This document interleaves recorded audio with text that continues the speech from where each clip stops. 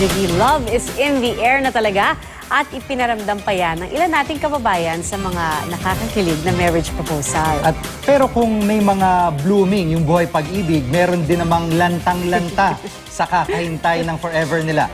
Nakatutok si Victoria Tulad. Sa ilang probinsya. Sa Negros Oriental, muling nagtagpo ang college sweethearts na sina Rosie Faborada, 49 na taong gulang, at Alvi Suarez, 50 taong gulang. Cancer survivor si Alvi. Tinaningan na noon ng doktor si Alvi. Nang tawagan ng kanyang kaibigan ang dating kasintahan na si Rosie, nagpunta ito sa ospital at milagro raw na nagising si Alvi.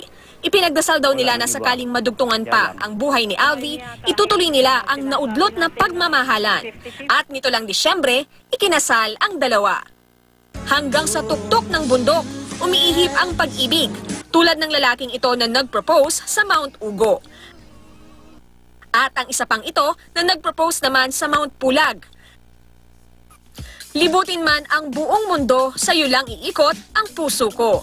Ganyan ang naging proposal ng vlogger na si Francis Andrew Bautista sa kanyang girlfriend na si Amber Noor. Mula sa Amerika, nag-book si Andrew ng 37-day trip around the world kasama si Amber.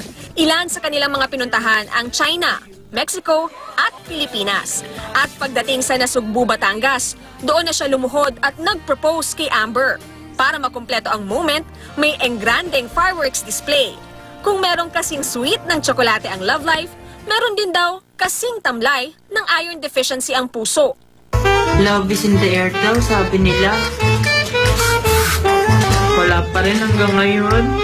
Anong pinagkaiba mo sa kalendaryo tuwing Valentine's Day?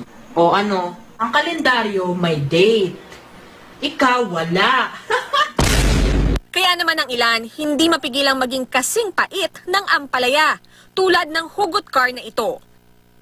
Ang isang ito dahil single, siya na lang ang nagpadala ng bulaklak at tsokolate sa sarili niya.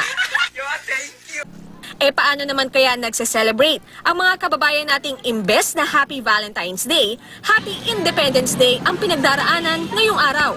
Wala, magmukmuk, maglalaba. Maglalaba lang, tapos matutulog. NBSB po ako. No boyfriend since birth, so I trust in God. Yun lang. Victoria Tulad, nakatutok, 24 oras.